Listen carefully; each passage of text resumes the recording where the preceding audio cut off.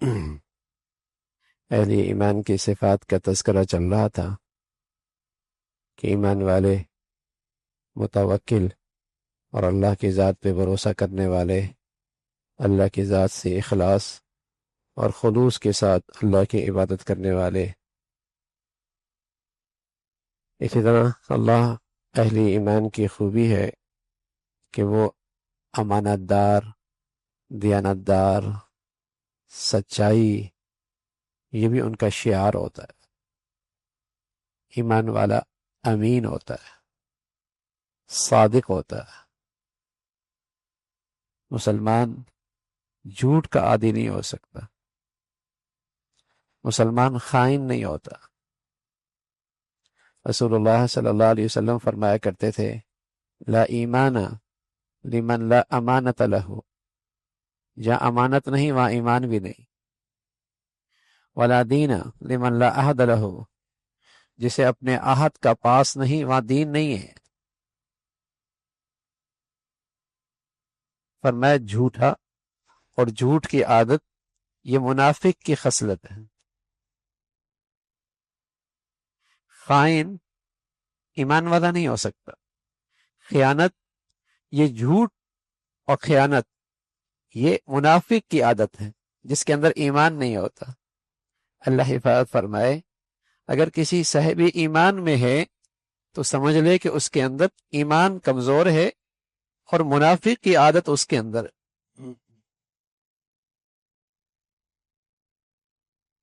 ہمارے ہاں جو دین کا معاملہ ہے وہ بڑا افسوسناک اس لیے ہے کہ ہر شخص اپنے خیالات میں دین کو سمجھ بیٹھا ہے، اپنے خیالات، اور ہر آدمی اپنے خیالات میں مست ہے۔ بلکہ اس کی بہترین مثال ہے کہ چند نابینے انہوں نے چاہا کہ وہ ہاتھی کا سراپا معلوم کریں کہ ہاتھی کیسا ہوتا ہے۔ نبینے پتہ نہیں تھا ہاتھی کیا ہے۔ اب ہاتھی کا سراپا معلوم کرنے نکلے تو کسی کا ہاتھ پڑا اس کے سونڈ پہ، کسی کا دم پہ، کسی کا اس کے بازو پہ۔ جس کے ہاتھ میں جتنا آیا سمجھ بیٹھا کہ ہاتھی کا سراپا یہی ہے، پورا ہاتھی یہی ہے۔ جس کے ہاتھ میں سونڈ وہ ہاتھ میں آئی، اس نے کہا ہاتھی ربڑ کی طرح ہوتا ہے۔ کسی نے کہا ایک سیدھی سی چیز ہوتی ہے۔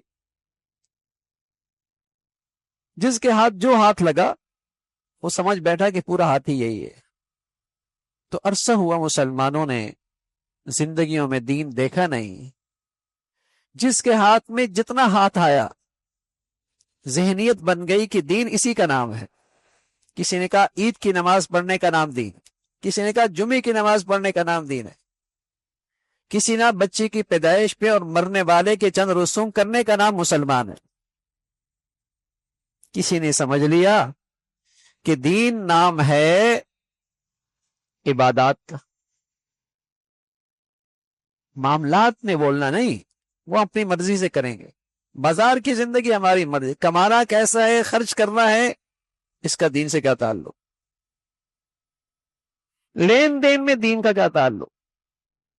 قالوا یا صالح قد كنت فينا مرجوا قبل هذا اتنهانا ان نعبد ما يعبد آباؤنا قالوا یا شعیب اصلاتك تأمرك ان نترك ما يعبد آباؤنا او ان نفعل في اموالنا ما نشاء۔ اے شعیب، جب تک تو نماز کی بات کر رہا تھا سمجھ میں آ رہی، اب تو ہمارے مالی لین دین کے اندر بھی ہمیں ہدایات دینے لگے ہو۔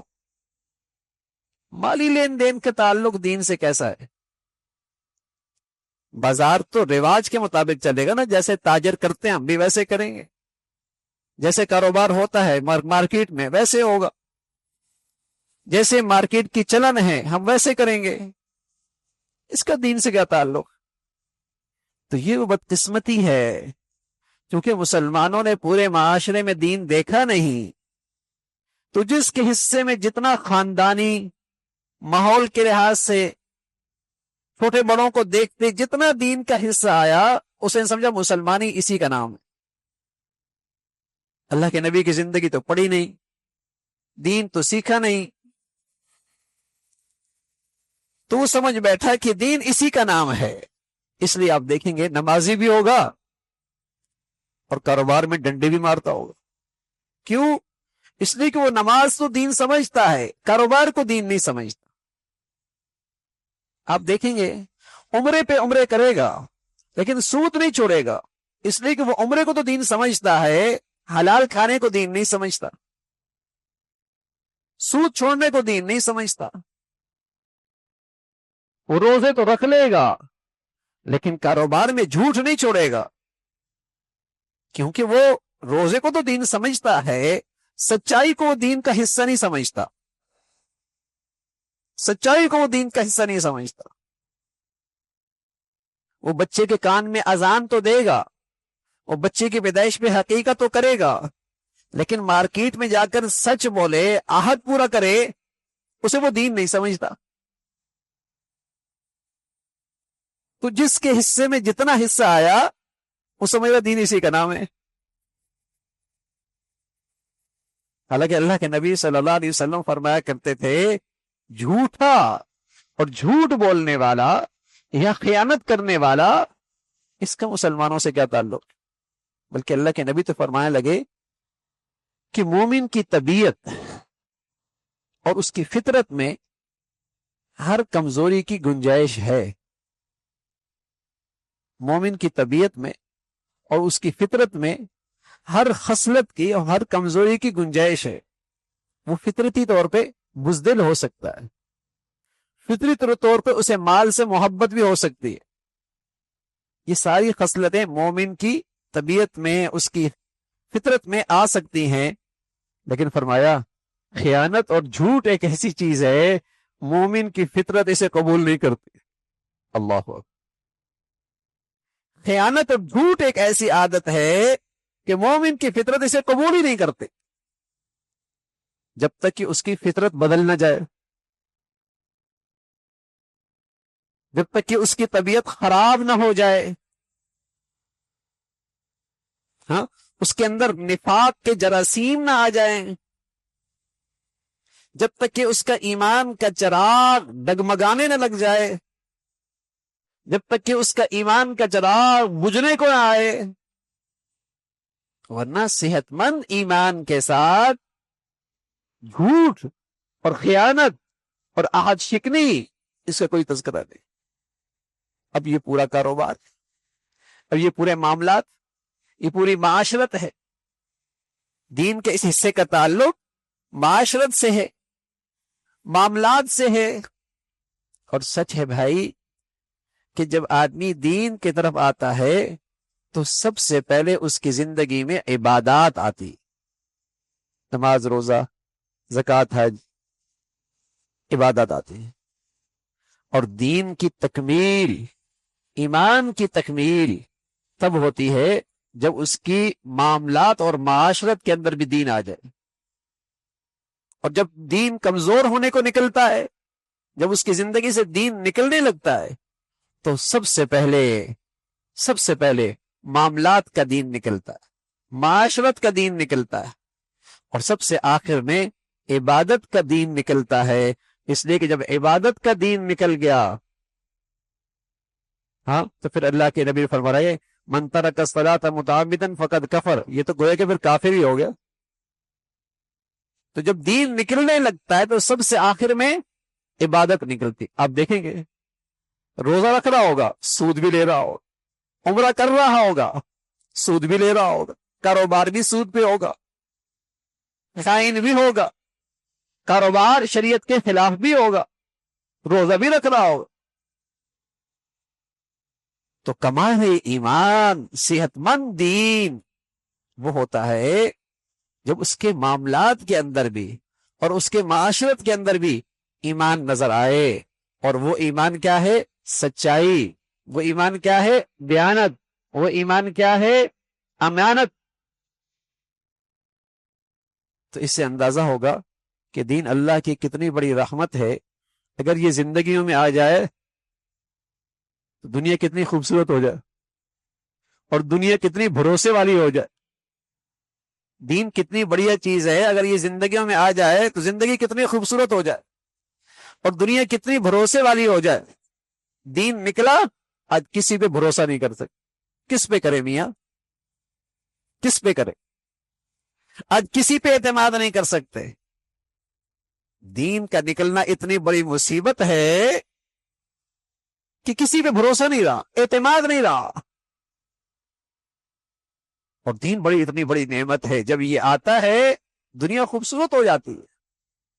پہلے مسلمانوں پہ لوگ آنکھیں بند کر کے اعتماد کرتے تھے، مسلمان ہیں، مسلمان کا کیا تعلق خیانت سے اور جھوٹ سے؟ مسلمان کی شان ہی یہی تھی،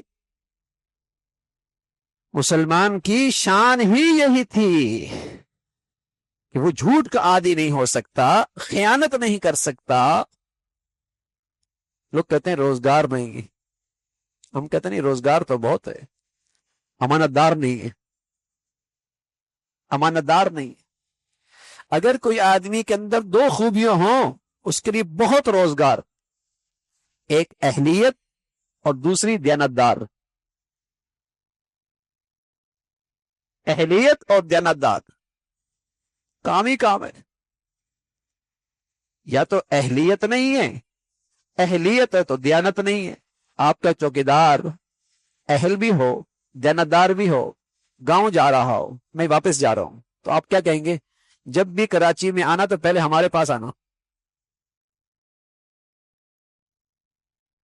اگر آپ کا ڈرائیور دیانتدار بھی ہو، اہل بھی ہو، آپ کیا کہیں گے؟